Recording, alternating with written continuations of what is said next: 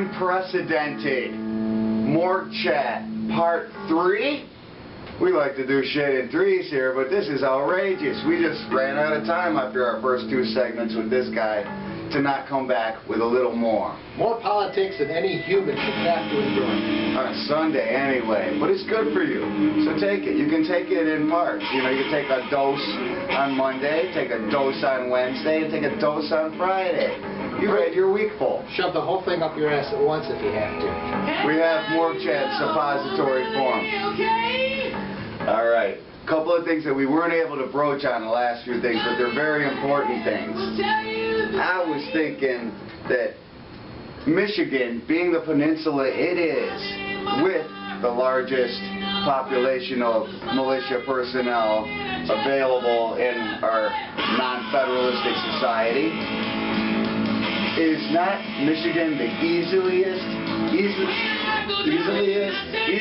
defensible state in the Union? Michigan is also a border state, however. You cannot rely on the military powerhouse that is Canada to protect us. We should have got rid of them a long time ago. They scare me, man. They come after us with hockey sticks and shit. Here's something you have not heard about. Michigan has an immigration problem. You've not heard one word of this about the media.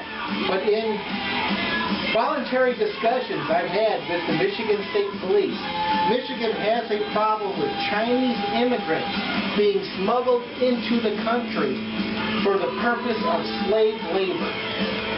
Channel 4 won't cover it, Channel 2 won't cover it. Slave labor. Slave labor in Chinese factories in the U.S., in Michigan. They're buying up the land, they're putting up their own factories and bringing in their own slaves. Damn. Is that going to suck a little revenue out of Mrs. Granholm? But from a defensive standpoint, Michigan has a lot of topography that lends us to wonderful defense. We've got massive areas of open wilderness. We've got large urban areas, which, I don't know about you, but if I were an invading army, I wouldn't want to walk down fucking Jefferson through Detroit. You're going to have more lead thrown at you from the gangbangers than you would any defending army. Wow, think about that. They're all armed out there. Hey, you know what? Urban development and the slow, as you say, empowerment of these urbanites from our federalist or our non-federalist government.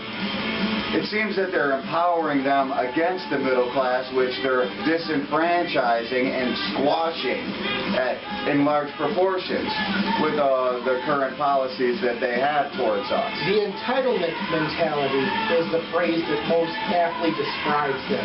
You've got the people that were brought up relying on government handouts to the point where they cannot function without these government handouts.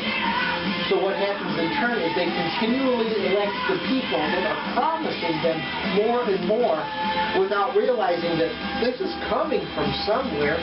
Why don't I vote for the person that lets me keep more and more? And I wouldn't need the government help? No, but you certainly would have to get off your ass and work for it. Damn straight, man. And that ties in with immigration, which we were just speaking about, because immigration is not immigration anymore. It is slow invasion. On small bit part invasion, family to family, in which they rely on our government to give them the money to have 8 freaking kids. 8 freaking kids. I can't afford 8 kids. Can you afford 8 kids? I got one, and that's more than enough. Bam! From a strictly philosophical standpoint, I'm a child of immigrants. Both of my grandparents moved here straight from Italy, unable to read, write, or speak English. My last name is a bastardization of the family name because they couldn't explain immigration how to spell it, so they took a guess at it. Yep. But by the same token, my family worked. They owned businesses, they built themselves up, they moved from there, and they're not these groups that you see that are coming over and having a child in the country just so they don't have to leave. Damn straight. Or 8 to make sure that none of them have to leave, and then they bring in their cousins and their brothers and shit. Now, It used to be fine in small increments. That's called immigration. When you're doing it in this mass population explosion like we got here in freaking Dearborn with the Arabs, then that is freaking crazy, dude. That is invasion.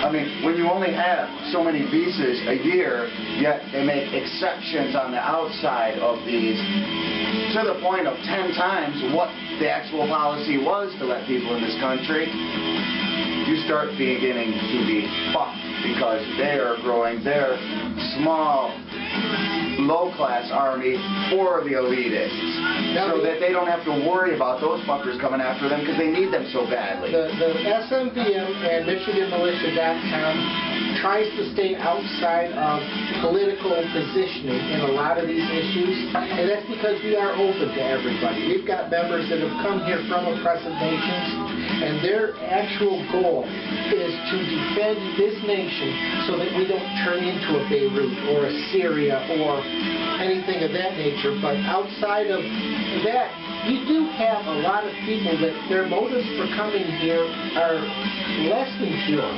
You've got 9/11, which is a hot topic for just about everybody from whichever side you come from.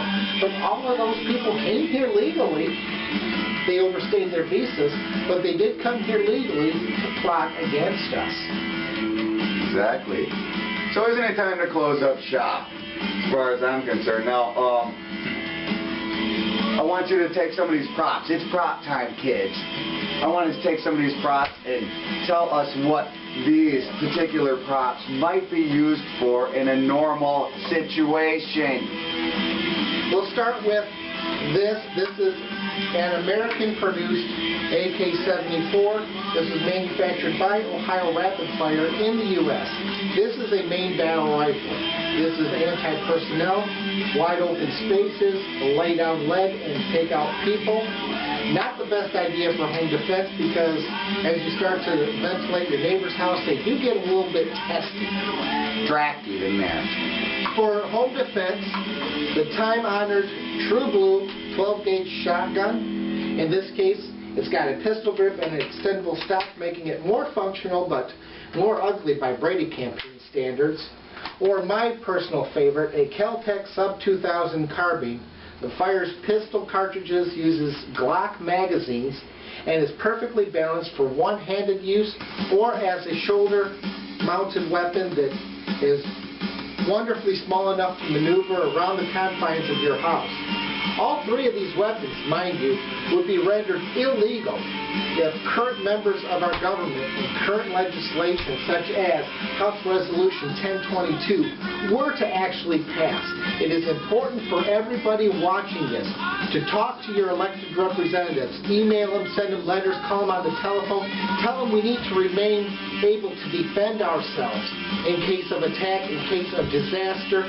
Also, it is important that you visit our website, MichiganMilitia.com, to find out how you, too, can learn to protect yourself, your family, your neighbors, and our community as a whole.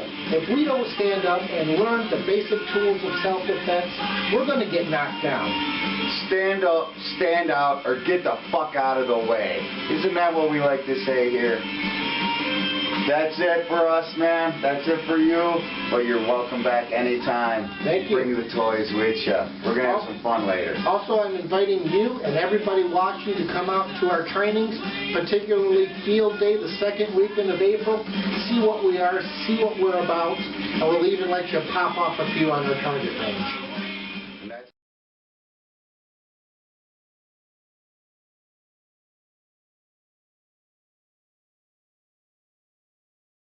Ha ha ha ha.